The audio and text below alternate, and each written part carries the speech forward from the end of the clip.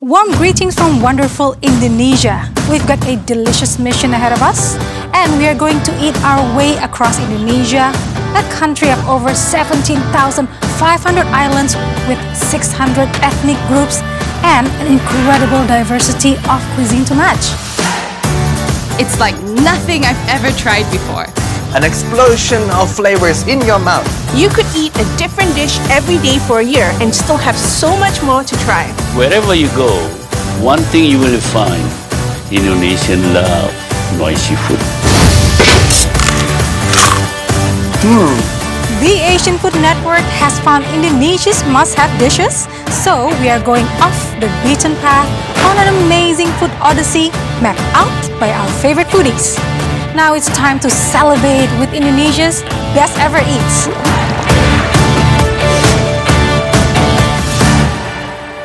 Lake Toba is over 100 kilometers long and 30 kilometers wide, making it the largest volcanic lake in the world. The lake formed following a massive volcanic eruption 75,000 years ago. It only takes 2.5 hours to fly from Jakarta to Silangit, the airport of Lake Toba. From the airport, the lake's famous Samosir Island is a 3-hour scenic drive. Lake Toba is the birthplace of the suku Batak, or the Batak tribe, one of the largest ethnic groups and earliest organized cultures of Indonesia. On the shores of the world's largest volcanic lake, this unique culture has created some wonderful specialty dishes.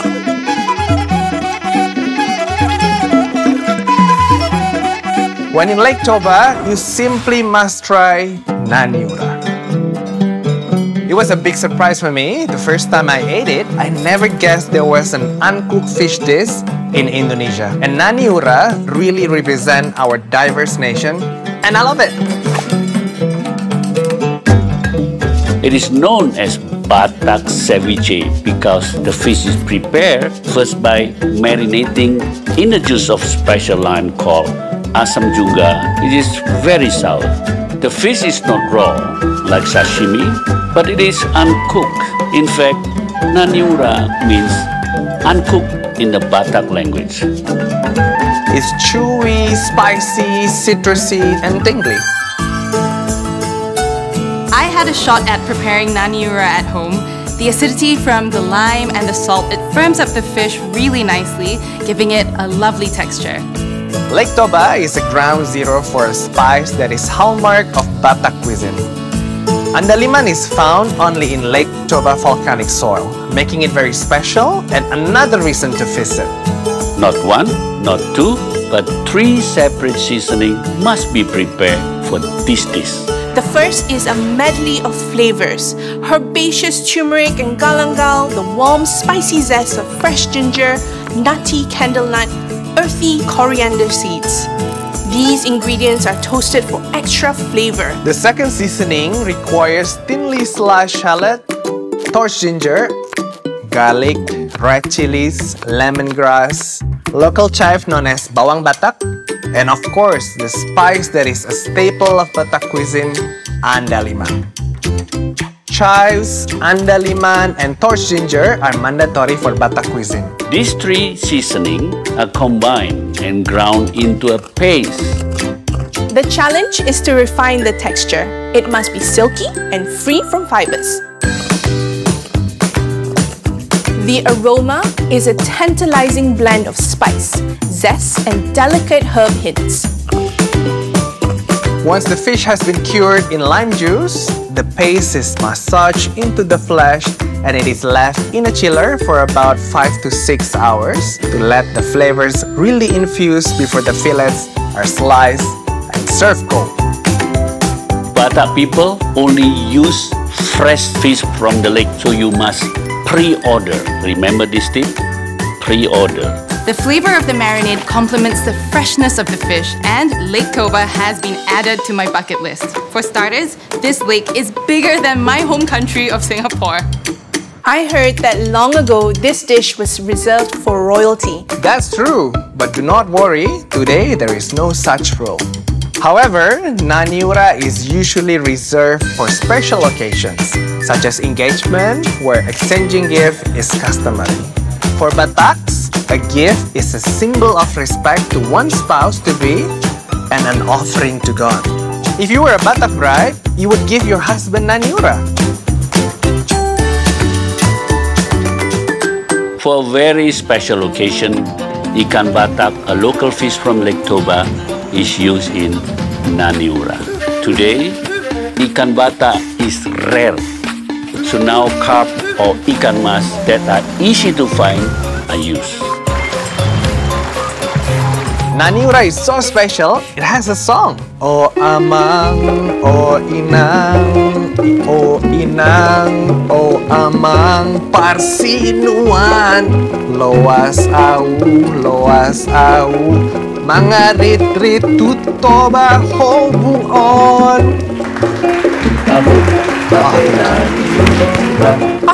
That's lovely, Yuda. So it's about a man wishing to marry a woman from Danau Toba so he can eat fresh naniura whenever he pleases. How romantic is that? Did he marry you for love? No, for the fish. I'd marry someone for fish.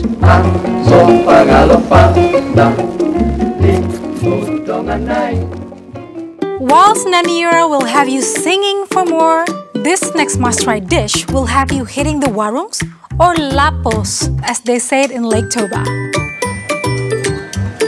If you love lome, this is the lome with an extra kick.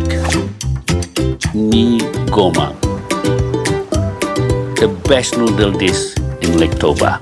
This is a breakfast delight that packs a punch, and it comes in really satisfying portions with plenty of bang for your buck. There is a lot to love about this Batak spaghetti. The pasta is special noodle called mie lidi, named after the lidi straw broom. Luckily, it doesn't taste anything like straw. These noodles are soft, chewy, and thicker than typical noodles. Imagine al dente, springy noodles tossed in a thick, spicy coconut milk soup with fresh citrusy tones, a tantalizingly tingly sensation, and topped with a hard-boiled egg.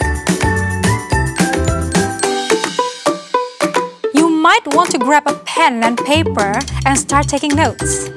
First, the noodles are boiled, strained, then the coconut soup is prepared by sauteing a fine paste made of shallot, chili, garlic, turmeric, torched ginger, along with a fragrant kaffir lime leaf, lemongrass, and andaliman. Chicken or another meat is added next and then doused with a nice layer of thin coconut milk. Lemongrass and kaffir lime leaves are added in, and the aroma is simply divine. Sold. Can I get a bowl of that right now? You can almost taste it, Can I? right? The mee absorbs all the yummy flavors, making it really delicious. There's the tingling, numbing effect from the andaliman, along with the richness of coconut milk, chicken stock, the bumbu, and the other vegetables. The challenge is getting the ideal amount of andaliman. Too little, and there is no tingle. But too much, and it's like a mouthful of hot massage balm. Many Batak living abroad stock up on andaliman, freeze it, and use it sparingly to remind them of home. The word gomak means to take by hand, which is precisely how mee gomak was traditionally portioned out and added to a customer's bowl. I really want to try this, but I'm not sure about bare hands dishing up my food. Don't worry, mee gomak are very hygienic these days and using utensil. Oh, good! Now, there's a modern version of this noodle classic, fried mee gomak.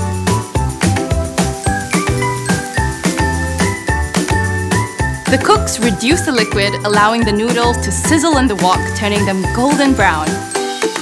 Many young Indonesian chefs have added new flair to this classic and made mee gomak a popular dish on modern menus. Long live mee gomak.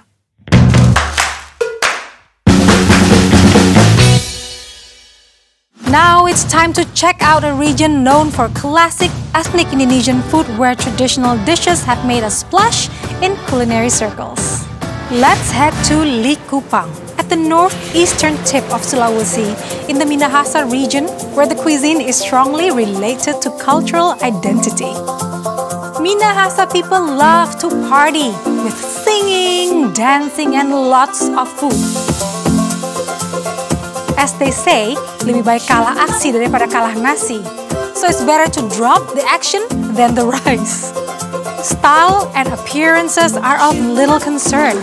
Great food is all that matters. These people are serious about food.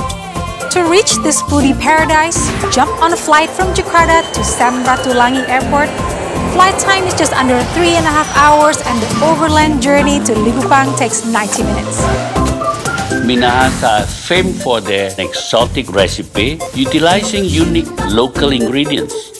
But one thing the region is truly known for is sambal, rica. My aunt would make all these wonderful Indonesian sambals and send them to us in boxes. My favorite has always been dabu-dabu. It has this beautiful sour notes and it's fresh like salsa, plus it's really yummy. A mix of bird-eye chilies, thinly sliced shallots, ripe and green tomatoes, finely chopped lemon basil leaves, bittersweet calamansi lime juice with a drizzle of coconut oil and a dash of salt and pepper creates this delightful, colorful condiment. And there is a specific fragrant aroma from the basil leaf and tangy lime that makes your mouth water instantly. And that's the magic created when chili is combined with the zest of citrus. Moving up the spice ladder is another famous sambal, rica rica. I love sambal rica rica with its natural sweetness. This is the sultan of sambal, so spicy. Rica actually means spicy. Rica rica hits you like a train, which shouldn't be surprising since chili is the main ingredient. People in North Sulawesi love rica rica so much, they even eat it with fried bananas, something most Indonesians consider to be a dessert. That sounds really good actually. I once dated a Minahasa local. When it comes to family gathering, they love potluck. But you better watch out, as you might find some extreme food on your plate. And yes, everything was served with sambal. Wow! 2 spicy favorites already and there's still more to come. If you need any more proof that North Sulawesi is the home of fiery flavors, then look no further. Woku is a cooking method created in this region, but be warned, it is spicy! Woku is all about the sauce and it can be used to cook all kinds of meat. In the hinterland, they prefer red meat or chicken, but on the coast, it is a seafood dish. An absolute standout in the great tradition of Woku-style food is Woku Belanga. I love woku sauce. It's beautiful, thick, savory and spicy, made by crushing roasted candle nuts, turmeric, fresh tomatoes, ginger and shallots. Of course, it wouldn't be complete without spice. So bird's eye chilies join the fray. Aromatics like lemongrass, kaffir lime leaves, pandan, and turmeric leaves take this sauce to another level. Next up, the star of the show. A plum chicken rubbed in lime and salt is cooked in the paste. And if things weren't spicy enough, green chilies are added. The sauce becomes thick and sumptuous, and all that's left to do is a sprinkle of fresh kemangi leaves for a sweet, crunchy finish. Woku Belanga is really flavorful with so much richness from the bumbu. It's really spicy but also balanced. Woku Belanga has a complex taste due to using local grown herbs. This is a petani of farmers' food. And everyone has their own version of this dish. This dish has come to mean so much to Minahasa people that a wedding would just not be complete without Woku Belanga as part of the spread. The modern way of cooking Woku Belanga is in a clay pot. But in the past, the dish was cooked in a wrapping of woku leaves. hence the name which has come to be associated with the spicy sauce. The Minahasa believe that what they eat will also be consumed by their ancestors, so they strive to serve only the best. In the past, wrapping food in woku leaves was considered a prestigious way of presenting meals. The people of Minahasa also believe that eating spicy dishes like woku belanga is an important life lesson. The fiery sensation from the combination of spicy, savory, and bitter flavors creates balance. It's a reminder to find balance in the way we lead our life. Who knew that spicy food could teach us so much? As the Minahasa people would say, "Nimbole makan kalau ndak ada rica." One cannot live without spice. But don't worry, for those who can't take the heat, there is still hope. Another specialty that locals find hard to live without is cakalang fufu.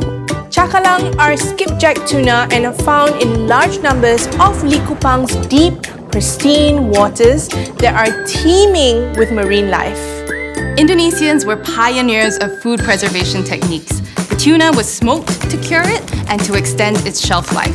Amazingly, this dish is still served smoky and dry to this day. Cakalang fufu is usually shredded and simply mixed with anything you like. Must have my fufu.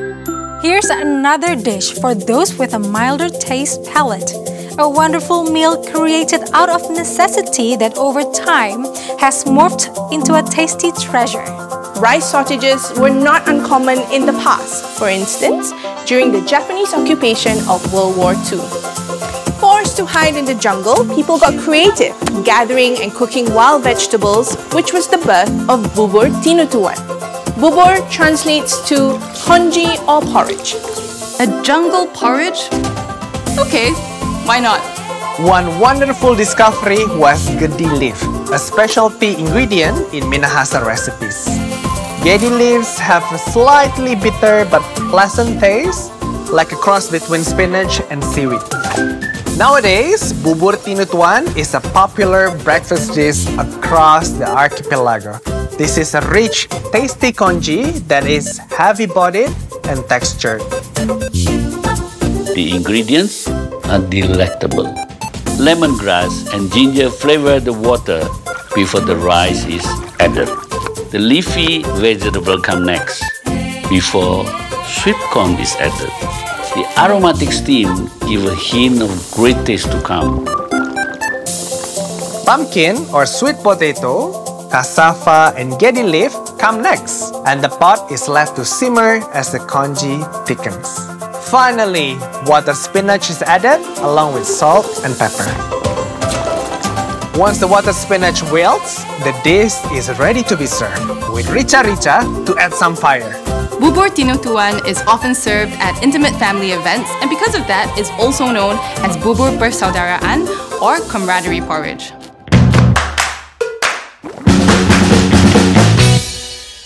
And with that feeling of camaraderie, let's move to another area of Indonesia, known for their friendly welcome and hospitality.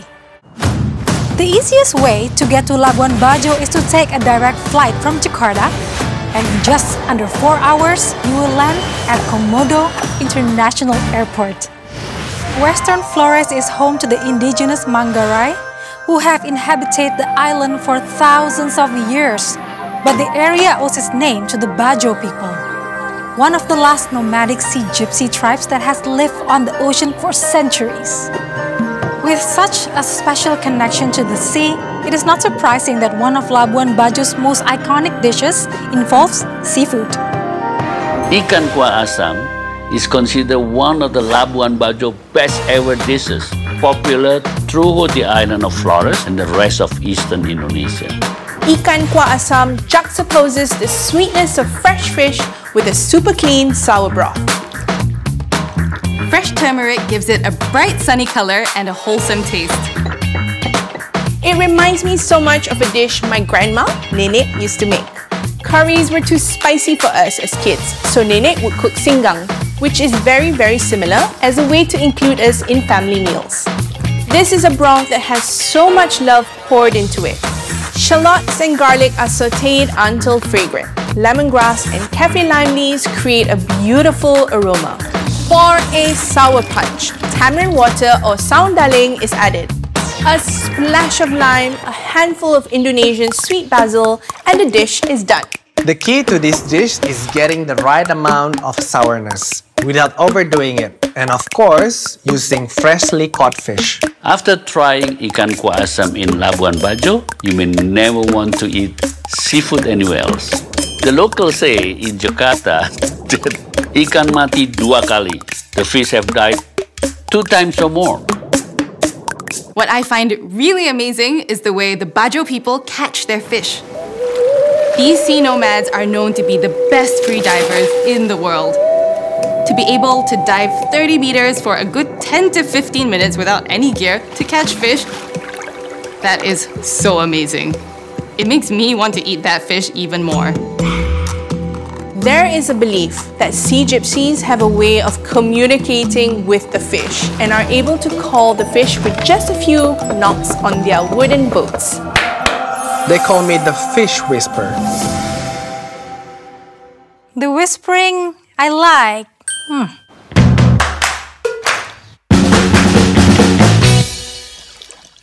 Now, most people don't pay very much attention to the rice that accompanies their exciting dishes. Rice is rice, right? Well, this next dish isn't your run-of-the-mill rice dish. In fact, it is not rice at all. Nasi jagung or corn rice is mashed yellow or white corn mixed with grated coconut and coconut milk and then steamed. This is a Labuan Bajo classic. Originally, corn was the staple crop in Labuan Bajo as it suited this dry region. However, locals started incorporating rice into the dish when it became a mandatory crop. It is mild, the perfect pairing for the intensely flavorful dishes of Labuan Bajo. While nasi jagung plays the role of sidekick in Labuan Bajo cuisine, our next dish is colorful and has no problem standing out in the middle of any plate. Rumput rampe boasts an eclectic mix of tropical plants, very healthy, very colorful. Traditionally, harvesting ingredients for this dish would involve being barefoot, feet touching the earth as you forage for the best ingredients in season. Rumput rampe is a spiritual dish. Seasonal vegetables, the success or failure of the crops are believed to be the signs from God of what is beneficial for man's nourishment. The locals believe that disease and shorter lifespans are linked to modern eating habits. Edible plants that once nourished our ancestors have been replaced by non-heritage crops that are deemed ineffective in helping man thrive in the ring of fire. Rumput rampe, however, is a reset. It uses cassava leaves, an ancestral plant promoting metabolism, and papaya leaves and flowers that have antioxidant properties. Very healthy and beautiful, with green leaves, yellow papaya flowers, and red chilies. Rumput rampe is complex in flavor. There is bitterness, spiciness, savoriness, all in one, and a good cook can balance out all these flavors. Get it wrong, and the locals will say there's a disconnect between the cook and the ingredient. The leaves can be boiled or soaked in water to take the edge off the bitterness. Every region has their own way of minimizing the bitterness of papaya leaf. In Java, kerinmat is used, while in Labuan Bajo, the papaya leaves are boiled with cassava leaves. Each element is prepared with care, boiled or steamed separately, respecting each ingredient's timing for doneness. Next comes banana heart, which is massaged with salt to extract the sap, then rinsed, sliced, and steamed. Shallots, garlic, chilies, salam leaves, and kaffir lime leaves are sautéed, creating an aromatic paste that is absolutely delicious. The veggies are added along with fried anchovies for a nice savory crunch. Finally, the dish is removed from the heat and raw grated coconut is mixed in. While ikan kuah asam is easy to find, rumput rampe is quite rare. It is reserved for special gatherings like weddings. What Om William is really saying, next time you visit Labuan Bajo, try to crash your wedding. The intimate relationship between food, culture, and ceremony is woven through the rich diversity of Indonesia. And our next stop is no exception. But here, food takes on a role that is beyond tasty nourishment.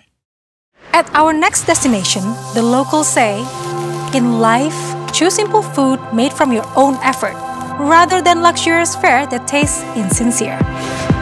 We are heading to the island of Lombok, about 2-hour flight from Indonesia's capital, Jakarta.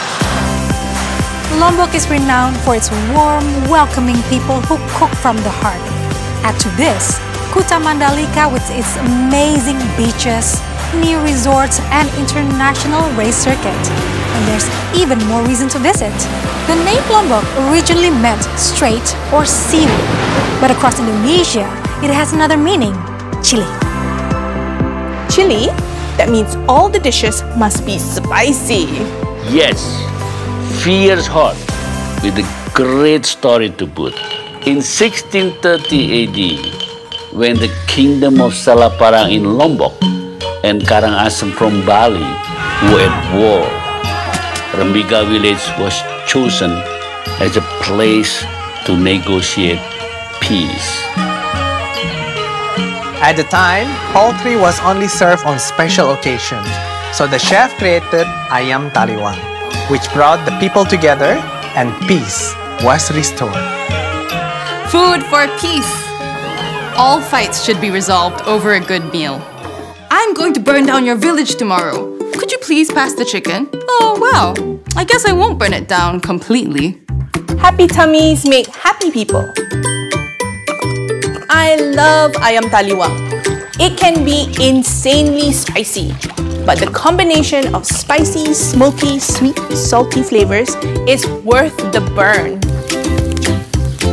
This is grilled chicken street food fare that is made with free-range spring chicken. The first time I have such a small chicken was in Lombok. Give me 2? Easy. I want more. This is my favorite dish in Lombok.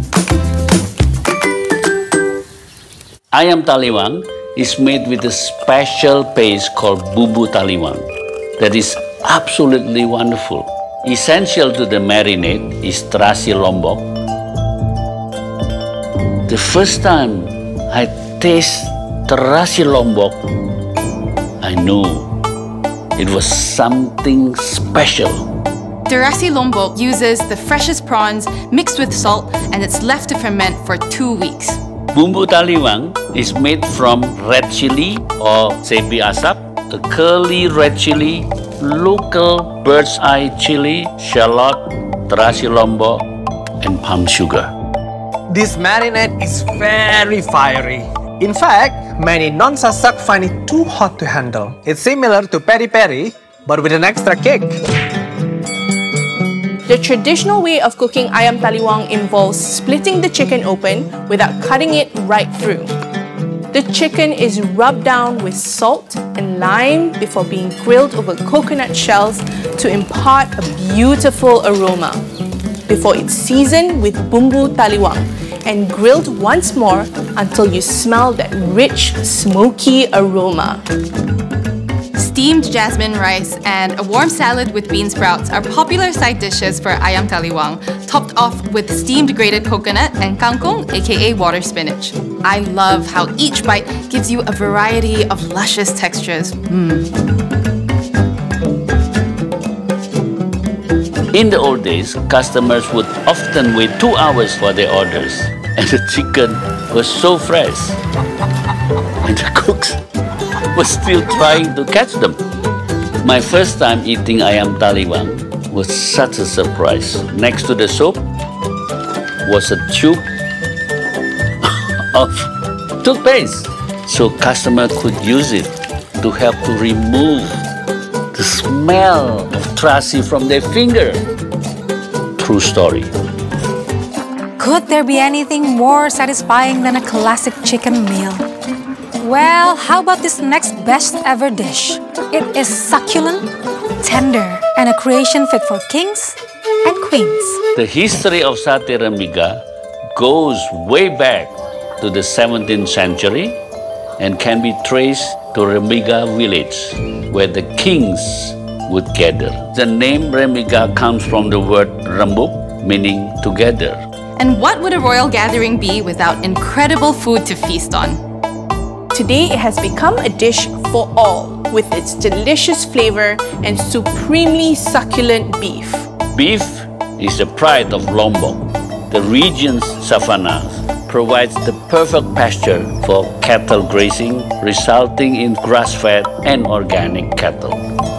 This satay is so tender, it just melts in your mouth. Sweet, smoky, savory, fiery. This is one of the moose half dish. Moo! Got it? Cow? With a sense of humor like yours, I'm pretty sure the cows of Lombok will be mooing over you. To come to Lombok and not try satay rembiga is like going to Japan and not having sashimi. Satay rembiga is so popular that tourists are only allowed to leave with 100 sticks. Only 100? I was hoping to fill up my suitcase. It's just a saying to show how much people love this satay. Like a lot of Indonesian food, satay rembiga is about getting the right balance of flavor. It needs to be sweet, spicy, and smoky. That's right! Satay rembiga is all about the balance of spice. Sabi belek, a big, juicy red local chili, is mixed in the marinade with palm sugar, Garlic, shallot, belacan, tamarind water, and coriander seed. The beef is wrapped in papaya leaves and set aside for 1 to 2 hours before being smothered in that beautiful marinade and grilled over a charcoal fire until just done. Oh my goodness, so you have to wait a couple of hours before you can tuck it? No problem, Ili. The satay seller always have rembiga ready to go. Satay rembiga is typically served piping hot on a banana leaf with lontong rice cakes, boiled papaya leaves, a lovely bone broth, and warm aromatic pepes or banana leaf wrapped seafood for a complete taste sensation. So get in line. Can you imagine sitting with the kings of Pajangik sharing satay? Yes, I can. Your Majesty, please could you pass me a few 100 sticks? I need to pack. Lombok cuisine paved the way for peace, creating a bridge between royals and evolving to become a democratic food uniting everyone.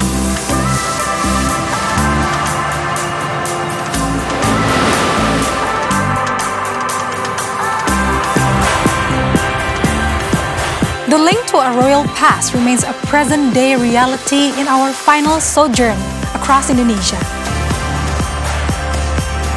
The region boasts not only an incredibly rich history, but also one of the 7 wonders of the world.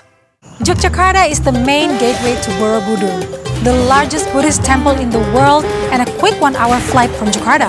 Not a long journey to sink your teeth into some really delicious delicacies. First up, let's explore the dish responsible for Yogyakarta's nickname, the City of Gudeg. Every time my Bapa and I visited my Nene in Jogja, we always stop at the same old gudeg place. It has this distinct smell of burning wood and dishes were cooked in a big pot. And they were just so welcoming. They even remember my father eating there when he was a kid. Gudeg is a heavy-bodied jackfruit stew, almost meaty in texture, with contrasting flavors. At first sweet, almost like a dessert, but also savory and tangy. Gudeg perfectly defines the Javanese sweet tooth, which started with a resourceful use of palm blossom to create palm sugar. Later, the sugar trade really shaped the Javanese palate, making them accustomed to sweet cuisine. Nowadays, the sugar level of gudeg has been toned down. But if gudeg is not sweet, then this is not gudeg. In the 1500s, the Mataram Kingdom cleared vast amounts of land for building. Many jackfruit trees had to be cut down, and the workers, not wanting to waste the young jackfruit, created a dish utilizing the fruit with a slow cook method. Yeah, it does make sense to make use of what's readily available. But I think the other major thing that you need a lot of to make gudeg is patience. True! Gudeg can be really tedious to create as it has so many components, and jackfruit is just one of them. Jackfruit is the largest tree-borne fruit in the world. One single fruit can weigh up to 25 kilos. So word of caution, don't go napping under that tree. Large, thick skin and bumpy. Its skin is almost like a crocodile's hide. I'm thinking jackfruit fashion could be a thing. This is a fascinating fruit. It's so versatile. You can use it in a dessert or in a stew. It's a fruit that tastes like meat. Although a staple in Java for centuries, it's only recently become popular globally as a hip vegan meat alternative. You could say we've been way ahead of the curve when it comes to jackfruit. The first element in gudeg is gori and pindang, young green jackfruit and hard-boiled eggs. Traditionally, gudeg is cooked in a clay pot lined with, wait for it, thick leaves. Not something you would ever imagine in a kitchen pantry. But this is what gives gudeg its reddish brown color. The young jackfruit is first cut into pieces and then boiled until tender. I would say fall off the bone tender, but there are no bones. Next, it is smothered in a beautifully rich paste of shallots and garlic. For a bright, zesty flavor, coriander seeds are added to the mix, followed by roasted candle nuts for a creamy texture. But wait, it's not done yet. Next in is daun salam or Indonesian bay leaves, tangy kaffir lime leaves, lemongrass, and torch ginger that has been roasted just right. And then of course comes the coconut sugar or palm sugar. The ingredients are submerged in water and boiled for around 4 hours over a wood-fired stove, which gives the dish a beautiful smokiness. Once the gravy reduces, then hard-boiled eggs and luscious coconut milk are added, and the dish is slow-cooked for another 2 hours. You really have to appreciate the amount of work that goes into this.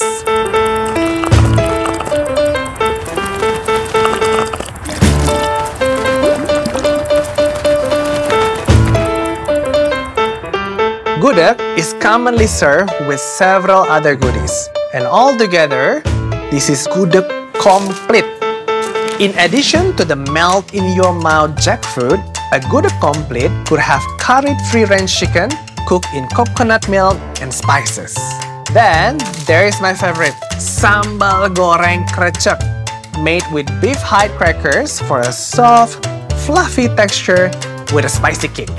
You can add a side of steamed vegetables or boiled papaya or cassava leaves. And of course, areh, a thick, savory coconut sauce to splash on top of your steamed rice. The combination of these sweet and savory ingredients makes gudeg truly Javanese.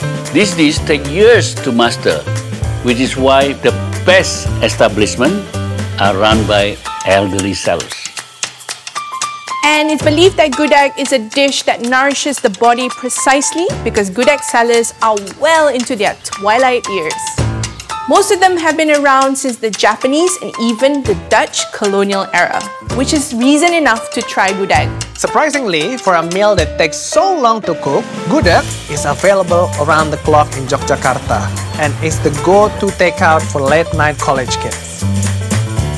And canned gudeg is also a thing now. So you can take the taste of gudeg home with you. Now that shows the passion for this local delicacy. Our next best ever dish is a simple yet sumptuous delight that will have you begging for more. The next best ever dish is a savory one-dish meal that was not only a firm favorite in the royal palace, but also the meal of common households of Central Java. I tried nasi liwet for the first time in 2018 on a trip to Central Java. We sat on the floor at a local warung and we ate from these bowls that were just folded banana leaves. I remember nasi liwet being really delicious. It was moist, but every grain of rice had texture, and it was all infused with the rich taste of creamy coconut milk. It's honestly one of the best things I've ever eaten. What's special about nasi liwet? Nasi liwet is cooked in a wonderful 3-part contraption that looks like something from a Roald Dahl story. It is cooked over wood fire stove. The heat is created in a clay brazier or anglo filled with charcoal. Next comes a tall copper pot, the dandang tembaga, in which the water is boiled to create steam. On the very top is placed a woven bamboo basket or kukusan pring for steaming the rice. Together, these 3 items create a piece of cooking art. This aromatic rice is put on a rattan plate with banana leaves for added aroma and a splash of are. Are is made from a paste of shallots, garlic, and coriander seeds sautéed with bay leaves and citrusy kaffir lime leaves until fragrant. Coconut milk is added and the mixture is brought to a simmer until it thickens, almost to the point of curdling. Then salt and sugar are added for a beautiful rounded finish. It is basically really rich coconut milk that has been cooked with spices. I love it so much. The rice can be served simply with just a steamed omelette on the side or with multiple side dishes like tahu bacem, opor ayam, and tempe bacem, pindang egg, or sayur labu siam. Sayur labu siam is a hearty chayote stew to complement the richness of the coconut rice. Super duper delicious. I can't get enough. What I also love about this dish is the special way the banana leaf is folded into a plate known as pincho. This is the best leak-proof plate ever, and it comes with a spoon that's also made of banana leaves called suru. Folding these items from the banana leaf is an art in itself. It gives the dish a beautiful aroma and is also eco-friendly and inventive. Nasi liwet is a perfectly wonderful way to wrap up our culinary adventures in Central Java. With incredible culture, living history, and amazing taste sensations, Borobudur has it all. From traditional smoky flavors to a ceviche-style fish rarity, hearty and healthy food to nourish body and soul, and sweet sensations to share, there are delights to tempt every foodie. So be sure to check Indonesia.travel for extra information to help plan your trip and let Indonesia spice up your world. With a country as diverse as this, it is an odyssey for your taste buds. Come with an empty belly and you'll leave full of iconic dishes, made with love from wonderful Indonesia. Selamat makan and sampai jumpa lagi. This is Indonesia's Best Ever Eats.